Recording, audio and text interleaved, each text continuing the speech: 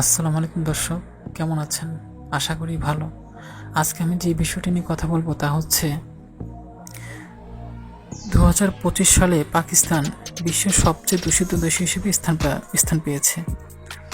সিঙ্গাপুরে মঙ্গলবার 24 মার্চ প্রকাশিত এক গবেষণায় দেখা গেছে 2025 সালে পাকিস্তান বিশ্বের সবচেয়ে ধোঁয়াশাচ্ছন্ন দেশ হিসেবে স্থান পেয়েছে, যেখানে PM2.5 নামে পরিচিত বিপজ্জনক ক্ষুদ্র কণার ঘনত্ব বিশ্ব স্বাস্থ্য সংস্থা কর্তৃক সুপারিশকৃত মাত্রার চেয়ে 13 গুণ পর্যন্ত বেশি।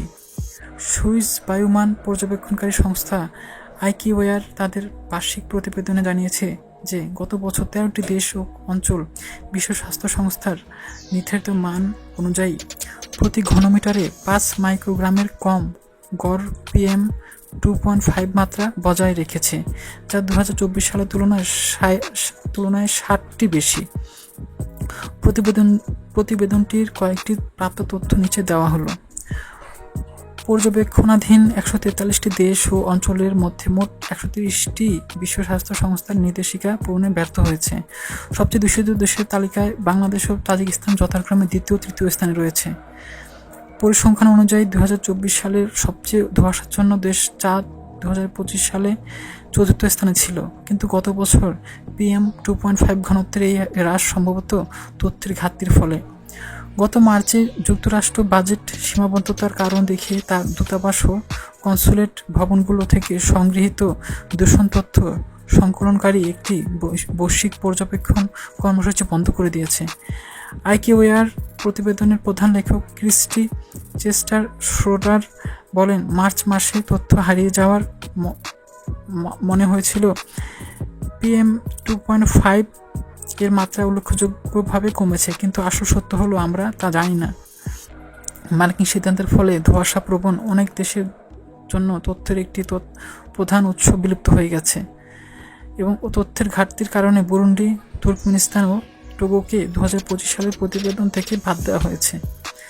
2025 সালে বিশ্বের সবচেয়ে দূষিত শহর ছিল ভারতের লোনি, যেখানে গড় PM2.5 এর মাত্রা ছিল 112.5 মাইক্রোগ্রাম। এরপরে ছিল উত্তর পশ্চিম চীনের জিনজিয়াং প্রদেশের হোতান, যেখানে মাত্রা ছিল 109.6 মাইক্রোগ্রাম। বিশ্বের শীর্ষ 25টি সবচেয়ে দূষিত শহরই ভারত, পাকিস্তান ও চীনে অবস্থিত।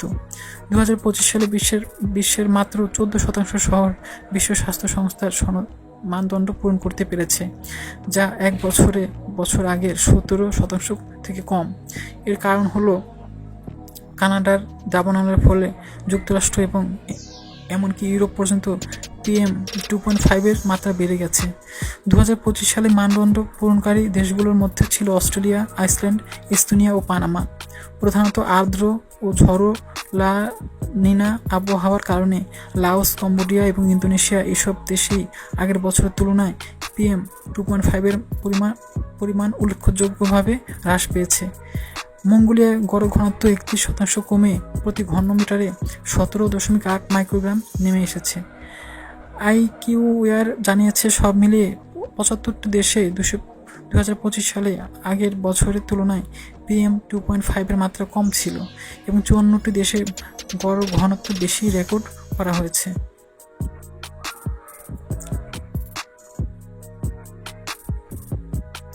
দর্শক, আমাদের এই চ্যানেলটি একটি তথ্য শিক্ষাভিত্তিক চ্যানেলটিকে সাবস্ক্রাইব করে আমাদের সাথে থাকুন, তাহলে আমাদের নতুন ভিডিওগুলো পেয়ে যাবেন। আমাদের সাথে এতক্ষণ থাকার জন্য ধন্যবাদ।